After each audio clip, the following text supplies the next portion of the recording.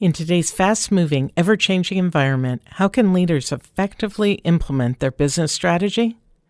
Hello, my name's Katie Brewer, and I'm a program director with the Conference Board. And on this episode of Off the Shelf, we will be sitting down with Jack Duggal to discuss his new book, The DNA of Strategy Execution, Next Generation, Project Management, and PMO.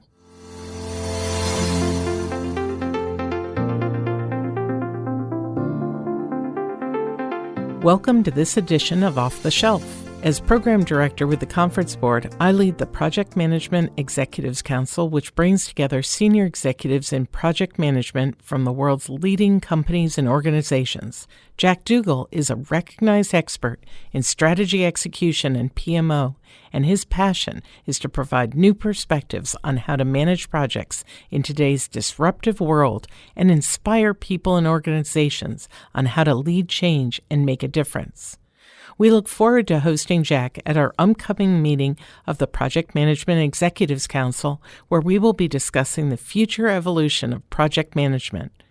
The Project Management Executives Council provides a forum for senior leaders to share best practices, experiences, and strategies for managing successful large-scale projects and project portfolios. As leaders in project management, we must keep current with the latest ideas and best practices for running multiple, complex, and high-impact projects. Jack's book, The DNA of Strategy Execution, is a playbook for strategy execution that helps leaders organize and manage in an increasingly fast-paced and turbulent world. It provides insights that will prepare organizations to effectively lead transformational and organizational change. Jack emphasizes the importance of organizations balancing innovation and agility with structure and discipline. His book and educational seminars are recognized by leaders in many industries. Jack's organization, Projectize Group, won the Global HBM Award for Innovation in Organizational Project Management, based on the implementation of ideas from this book. Jack, thanks for being here. In your book, you talk about managing work in a dance world, which is an acronym. Can you explain the acronym DANCE? Sure, Katie. First of all, thank you very much for your kind words, and it's a pleasure to be here today and have a chat with you regarding this book. Thinking about the dance, isn't it a perfect metaphor for the times we live in today? The dance is an acronym representing what we have been going through. So the D stands for dynamic and changing. If you really think about it, the volume, the velocity of change has been just unprecedented in today's world. So that's the D part, the dynamic and changing part. The A stands for the ambiguity. There is a lot of ambiguity. There's multiple interpretations. Any decisions as leaders we make, there's numerous interpretations and as well as many possibilities of different decisions and choices we can make. So it's very, very ambiguous. The N stands for non-linear. So if you think about it, most of our world, that the way we understand is based on linear principles. Traditional approaches are based more on stable environments where things are linear and expected. In a nonlinear world, it is hard to determine the cause and effect. Sequential tasks and dependencies do not seem to hold. You feel yourself entangled, caught in a web. So in my work just last week, I was working with a group of people, and I asked this question: how many of you kind of feel entangled and caught in a web these days where you can't make sense of things? And cannot directly relate the cause to the effect. And it was like almost like 100% of the audience was like nodding their heads. Yes, this is exactly what we're going through. The C in the dance is, I guess, the most important aspect, which is complex. So, of course, we live in a complex world. Now, complexity can be, essentially, if you look at it, it's the multiplicity of intricacies and overlaps, primarily among three things: people, information, and connections. So if you think about it, in today's world, we are hyper-connected, and it's the world truly we live in is more like a complex adaptive system. So you may understand your part of the organization or your project perfectly, but it does not automatically convey a perfect understanding of the whole system's behavior. And lastly, the E is emergent, spontaneous emergence, where sort of things come together, organize, and produce capabilities and outcomes that are neither obvious nor predictable. So the questions that arise is, how can you organize and plan for unpredictable emergent behavior in a totally dance world?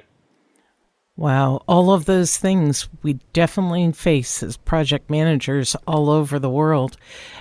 Give us a quick summary again of the words associated with dance, just so that everybody's got that. Sure. So the D is dynamic and changing. A stands for ambiguity.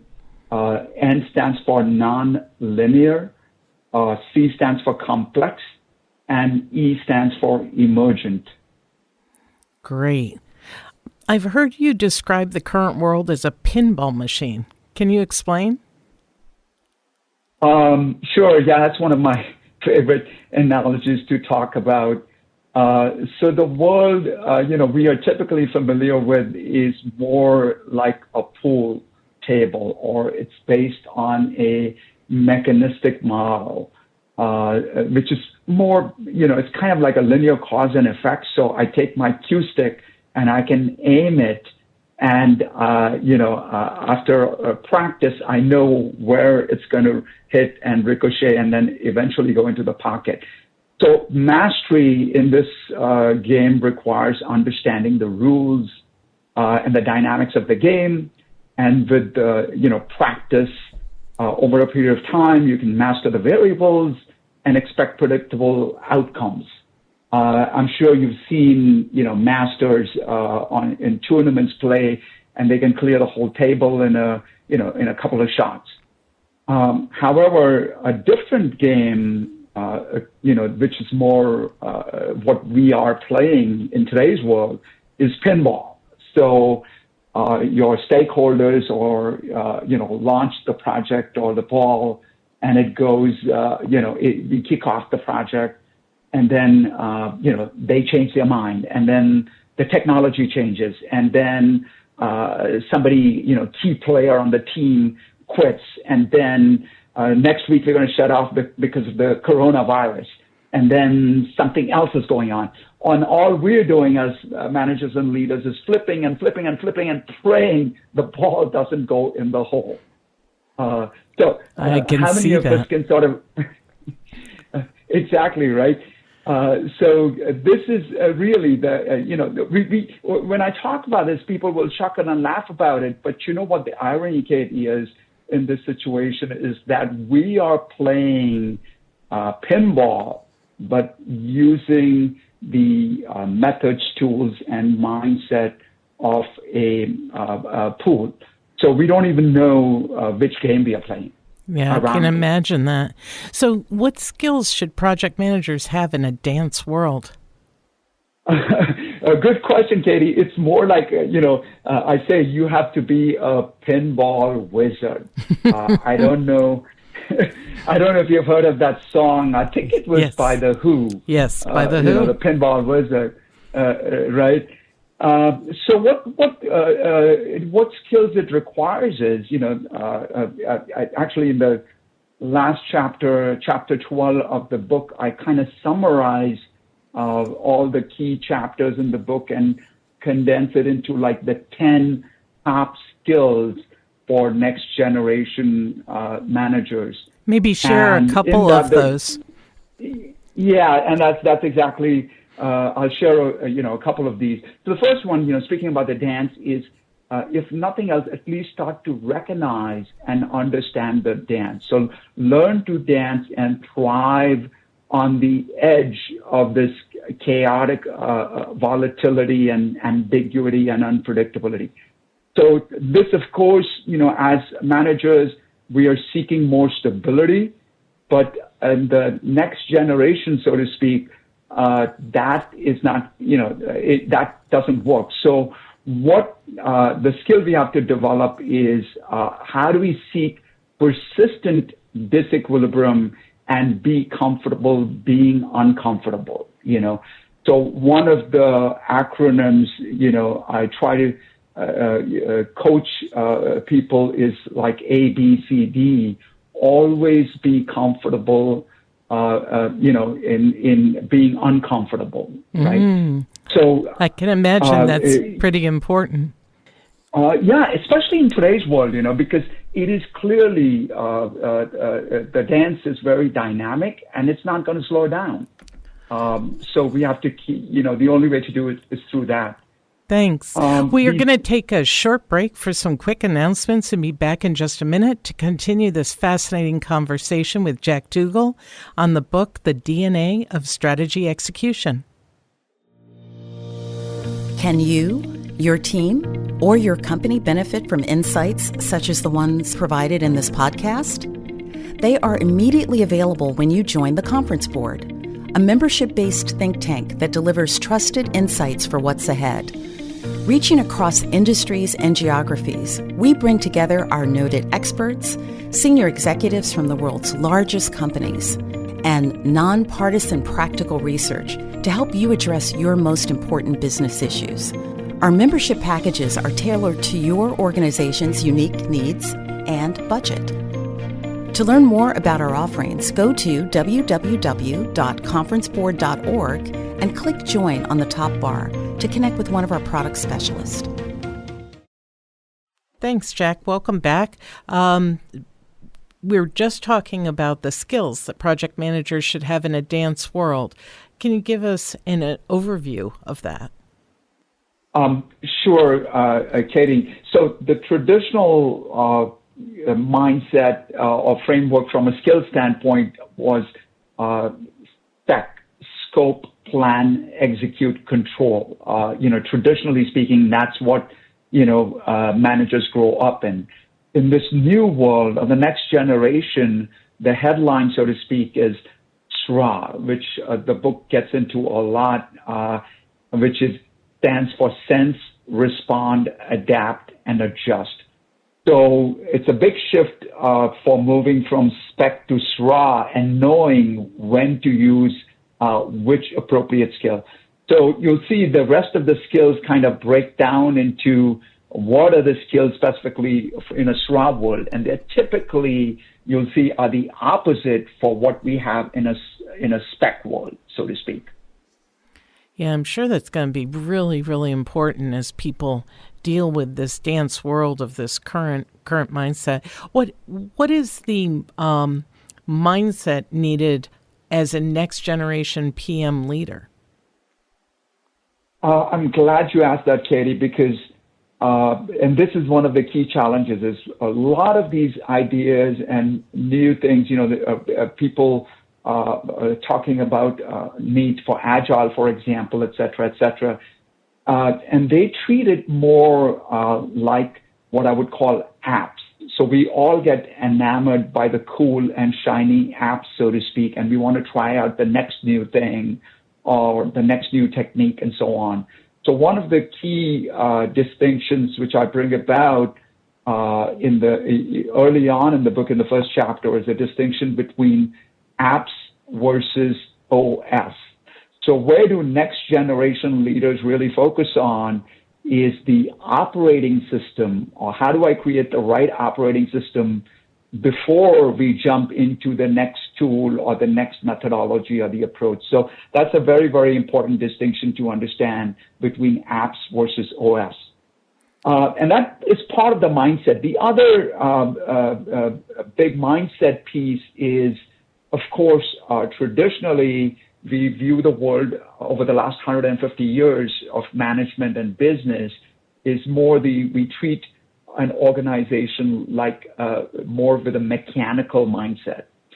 And what, the irony is, if you even look at the word organization, it is more organic, like an organism, living, breathing. So very, very key mindset we have to shift from is it's not like a mechanical machine, but it's more organic, which is living, breathing, and it needs a different approach to deal with it. Wow. That's definitely going to be a challenge for some, but boy, if you have that organic mindset, it's going to be great as a next generation PM leader. So the title of the book is DNA of Strategy Execution. Can you talk a little bit about how you developed the idea of DNA in conjunction with project management? What is that? Sure. So if you think about it, as over the last, I would say, 15 to 20 years, we have been thinking about, how do we help organizations move into this mindset of and organic. One of the questions we asked was, what if we could decode the DNA of effective strategy execution? Just as, DNA contains the genetic instructions used in the development and functioning, of what makes us human or any living organism, is there a code or blueprint containing the elements, of management or strategy execution? What would that look like? So as we asked that question, we got a lot of different, ideas. And that's how we, came about this whole idea of the DNA. And what we have seen in the last few years is it really resonates a lot with leaders. So just to give you an idea of the DNA, the core elements of the DNA are strategy on one side and execution, which kind of overlap. And traditionally, in most organizations, there's a disconnect between these two as well. And most project managers and PMOs typically just focus with their heads down on execution alone. If you're focusing more on the portfolio piece or so on, you may just focus on the strategy. The core pieces, the overlap between strategy and execution, and then we have decoded 5 other elements very quickly. The element of governance, of measurement, change, learning, and connection. And each of these is also a chapter in the book and gets into the details of the different strands that bring this whole thing together. That's great. Great analogy with the DNA and how it connects. A critical component of or concept in the next generation PMO is to identify the customer. Why is that important? Very, very important, because what we find is people will view more, when they're doing projects or building PMOs or any kind of management, they view it more from their perspective. Often with their heads down, they forget who is really the customer. And we actually deal in our work, in our seminars and so on, we talk a lot about this, what is the purpose of business? And, a lot of times people will have different responses to that question, to make money, to, offer value to our stakeholders, to have more sustainability, to make a difference in the world, et cetera, et cetera. And one thing that really resonated with me as I was doing research over the years was something that Peter Drucker mentioned in 1950s, sometime, I think 1958. He said, there's only one purpose of a business, and the purpose is to create a customer. This is really, all of us have to ask this question every day in some way, am I creating a customer or not? So the key takeaway, and we talk a lot about this in the book as well, is like there's three aspects, we do this exercise, identify whether you're doing a project or you're building a PMO, identify who your customer is. And typically you will get a hierarchy of customers. Some of them may be internal customers, and some of them may be external customers, and some customers actually, who are paying customers. But the key is, as you serve and create these customers, is to draw a direct line of sight to your ultimate customer. Okay. So, for example, it doesn't matter, if you're working in a hospital, or it doesn't matter what you're doing, if you're a nurse or working in the administration office, you have to understand that your ultimate customer is the patient. So I don't know if that helps. And sometimes, as being part of a PMO, we focus on the internal customer, not the end customer. So that's a really critical reminder. Jack, as the head of Projectize, you've consulted for leading organizations around the world, including NASA, tech companies, government organizations. Tell me about one of the most interesting consulting engagements that demonstrated dance in action. Yeah, so one of the most interesting engagements was where we got to work with an organization which is involved in developing self-driving cars.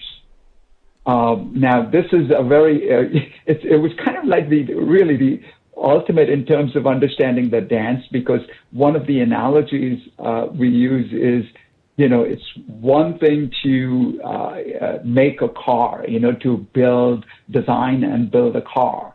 And that's, we can spec it. It's going to be, imagine in the early days, it was very hard and we spec'd it. And, over the last 100 years, we've made it better and better. But what is really, really complex is to have it drive by itself. So it's almost like, just to give you an idea, right? Just the software team that is working on this project, it's a team of about 700 people who are just, doing that. And every day they have challenges in terms of, people's lives are at stake, because how do you predict what's going to happen? How do other drivers on the street interact? Now, how do you manage these types of projects? How do you build PMOs in this type of environment? Makes it very challenging. So it's very fascinating. Actually, somebody just got hold of the book and they were so intrigued by the ideas that, they got in touch with me and they said, can you really help us look at it? Because we're trying to build a strategy execution platform. And with all this dynamic stuff going on, what are some of the ideas that will take us to the next level? So that's how it kind of started. So it was a very, very complex, very, very interesting engagement. That's great. So you're on the cutting edge of technology with the concepts that you're executing in this book. Great. In 2020, the Conference Board C-Suite Challenge indicates that U.S. CEOs are most concerned about the risk of recession, followed quickly by intense competition. What do you think are the most concerning macro business trends? The macro business trends, I think, is really how do we, first of all, understand that we live in a dance world, and how do we generate awareness of that, and how do we, train and educate our people to get comfortable with it. It's in today's world, we are dealing with things like the coronavirus. Mm-hmm. And we could see the implications, that we are living through, and how leaders have to make the decisions based on that. So either, you're going to just stumble and say, okay, we are stuck, what do we do? Or we treat it like with SRA, we sense, respond, and adapt and adjust in a very dynamic way. So that's going to be the key aspects in terms of how do we deal with these type of situations.